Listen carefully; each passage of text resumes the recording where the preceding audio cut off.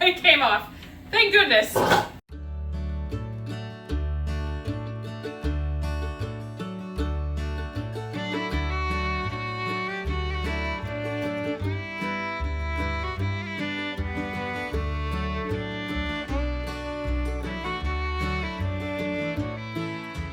Hi everybody, welcome back to Kirshner Farmstead. If you are new to our channel, my name is Kirsty, and today we are going to be making two different types of babkas, which are a traditional Jewish dessert. We were invited to dinner tonight, and I am going to be making a chocolate babka and a cinnamon babka, okay? So the first thing that we have to do, it is a yeast dough, but it is done a little bit different.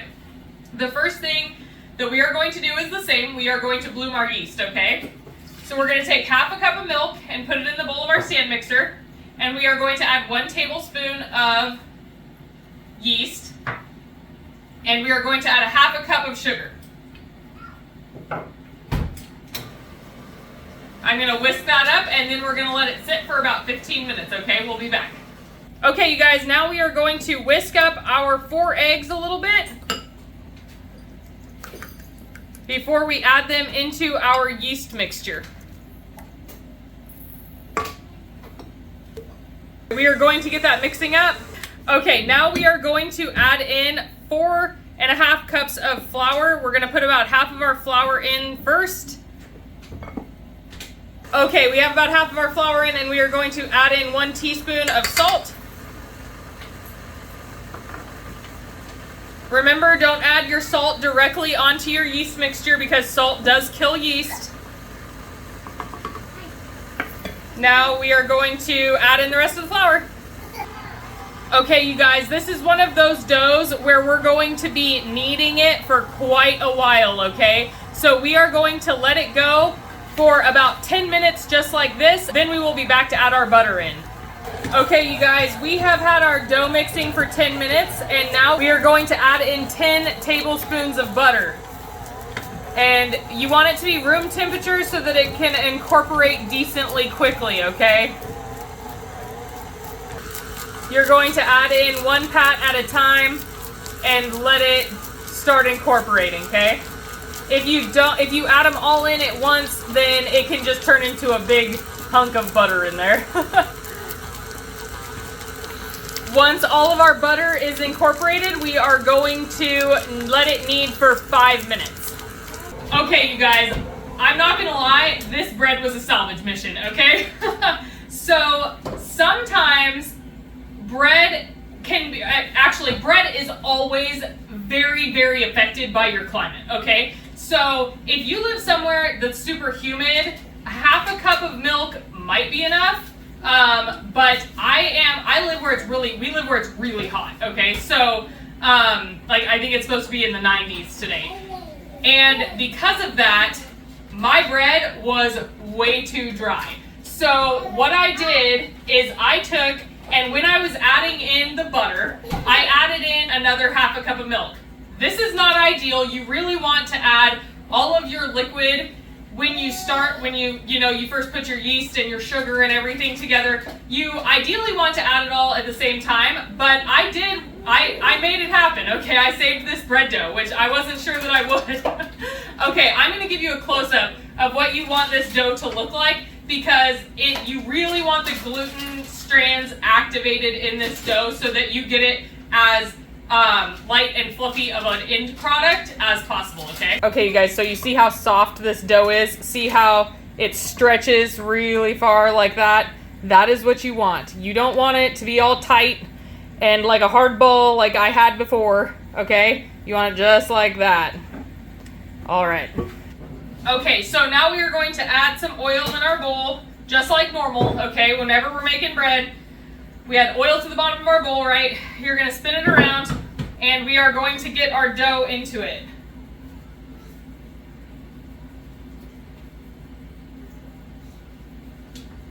So, if you live in a really humid climate, like maybe you live in the south, you might actually need less milk in your dough than I do, but man, I'm glad that I added that extra because it really is important. This has to be super sticky dough, okay? So just like with all of our other doughs, we're gonna take, even though it's super sticky, and we're gonna go up the sides of the bowl with it, okay? And we're going to flip it once around so that the oil is completely covering it. Now, instead of proofing this, we are going to take it and we're gonna put it in the fridge for 8 hours and let it rest, okay? I am like right there on time. I swear, whenever we get invited to dinners, I'm like half ready, running out the door with a baked good because I always put baking before getting ready for parties and stuff, but it'll be wonderful. Okay, now I am going to make another one of these. This time I will be putting an entire cup of milk in at the beginning, and we are going to have 2 because remember, we're gonna make 1 chocolate and 1 cinnamon. All right, so we will be back in 8 hours after both of our babka doughs have rested in the fridge. All right, thanks for sticking around, guys. All right, you guys, so our dough has been sitting in the refrigerator and it is still in there, and now we are going to start making our fillings, okay? So the first filling that we are going to make is the chocolate. We are going to take a half a cup of cream and half a cup of butter and combine them into a small stock pot, and we are going to heat it up until the butter is completely melted in the pan. And while that is going, we are going to take and chop up 8 ounces of chocolate. We got a nice semi-sweet baking chocolate to do this. I'm actually going to weigh it because it's not, they aren't even, they're 3-ounce bars, so there we go, there's 8 ounces.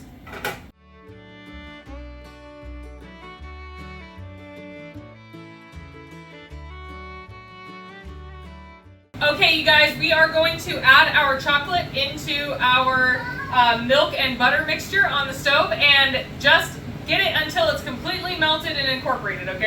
It's gonna have some chunks in it at first, but you're just gonna whisk it until it's nice and smooth, okay?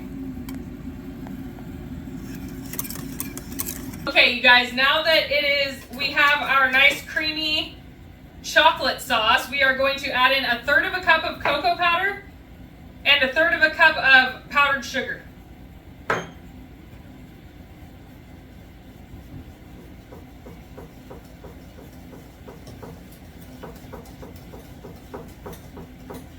I'm thinking right now, I'm brave for doing chocolate in a white jacket. I'm just throwing that out there. You're gonna whisk again until all of the clumps are out. Now we are going to take our chocolate sauce and we are going to pour it into a stainless bowl.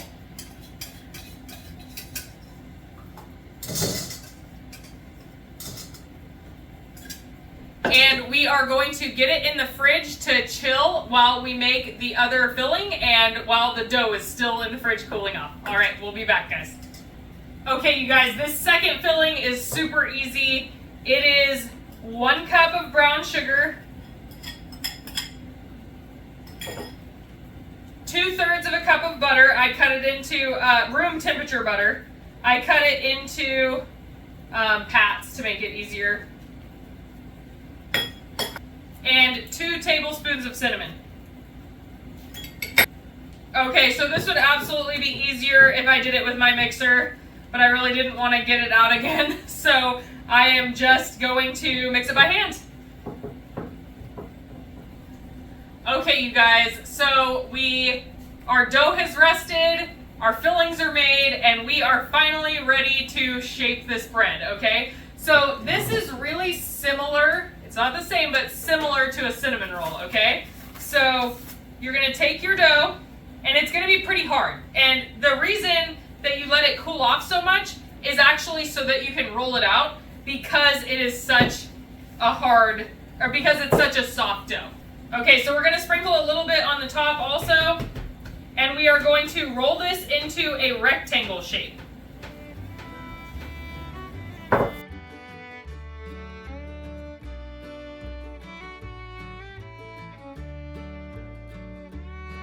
This is fairly easy dough to work with, both with it being a as cold as it is, and also because it's such a soft dough, so it makes it nice to work with.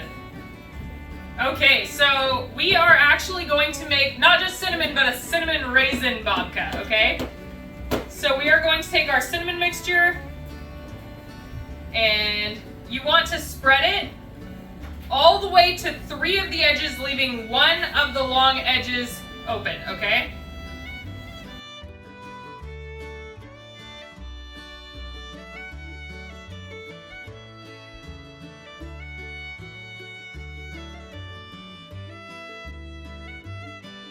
Okay, our cinnamon mixture, butter mixture is nice and thinly laid out on there. Now we are just going to sprinkle about 3/4 to 1 cup of raisins. All right, now we are going to tightly, as tight as you can, roll from the long edge, okay? So you're not rolling the short edge, you're rolling the long edge. You want to roll evenly, so you want to make sure that your roll is even all the way down. So if you get farther on one side, make sure you go to the other side and get it caught up, okay?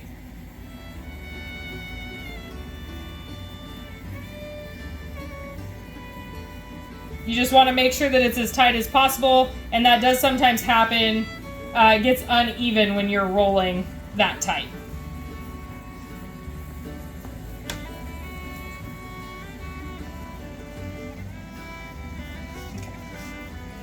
All right, now I'm gonna roll it just a little bit, not a lot.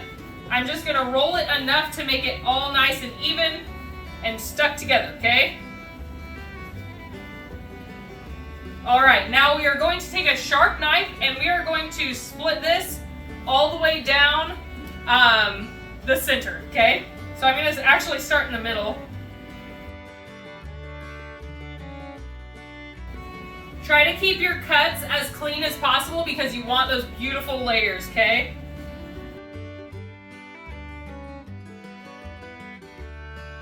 A little hard cutting left-handed there, not gonna lie. I am not the ambidextrous one in the family. Okay, so now we are going to take and we are going to lay our 2 sides up on end, okay? Like this.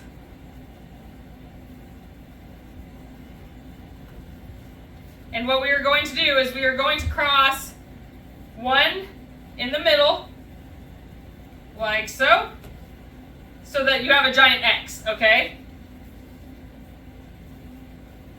And then you are going to twist your dough, keeping the open sides up.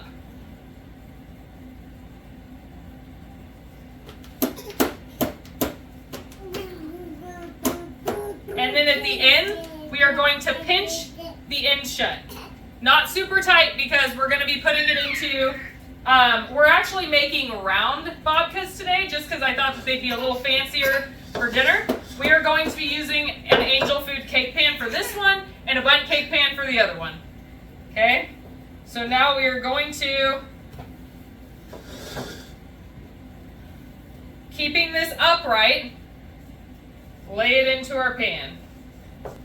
Not gonna lie, it's taking a little finagling here.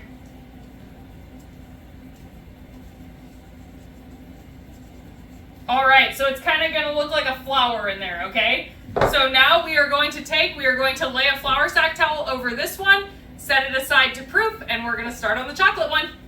Okay, so we are going to do the same thing with the chocolate that we did with the cinnamon.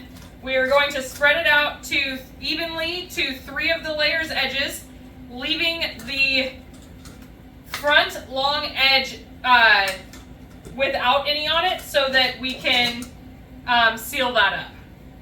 It's almost like a ganache consistency. You don't want to leave it in the fridge too long or it will get really hard and then you'll have to thaw it out to be able to smooth it.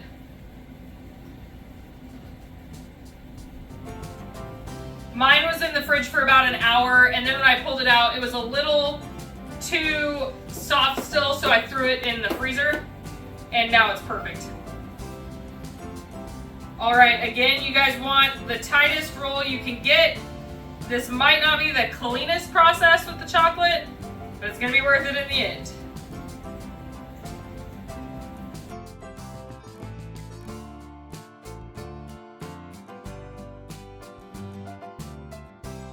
All right, we are going to pinch the ends shut. Now we're gonna roll it out a little bit to evenly distribute everything. And we are going to cut it the same way we did the last one, straight down the middle with the seam side down.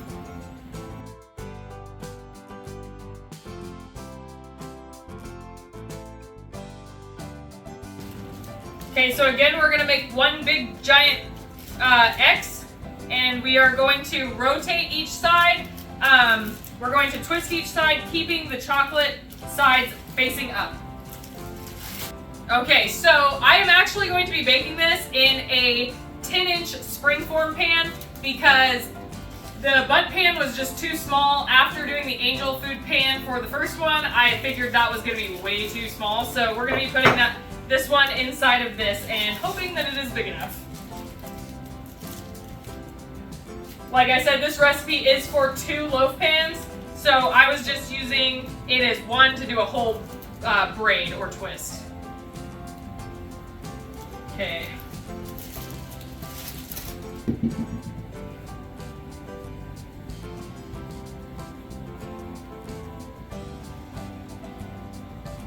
Okay, so I'm taking the ends and I'm tucking them together to try to make it look like it's all one twist that's connected. All right, and there you go.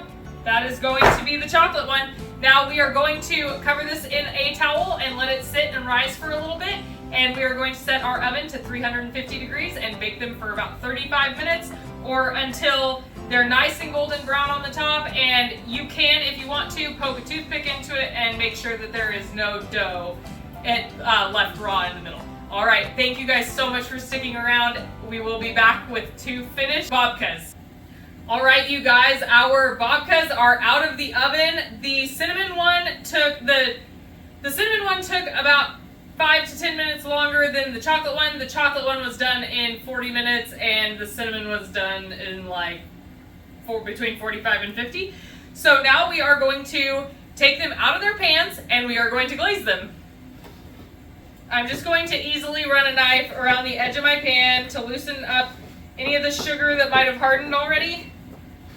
You want to do this while it's still this pan is still pretty warm. If your hands are sensitive, don't put your hands directly on it. Oh, it came off. Thank goodness. Okay, now we're going to flip it over again. If you use your racks to help you, it will keep them together better. All right, one's out. Let's see if we can get the next one out. So this one is a spring form. It'll be a little bit different. I'm going to open it. Well, it'll be a lot different. Pop that right off of there like that. Watch out, the bottoms are hotter than the sides are.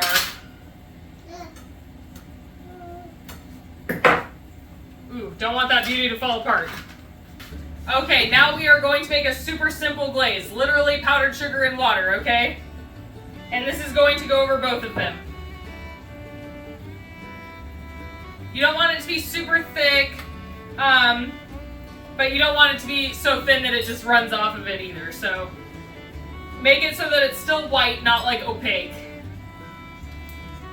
And then you're going to take it and with your whisk, get my hair out of the way. With your whisk, you're going to just drizzle it back and forth.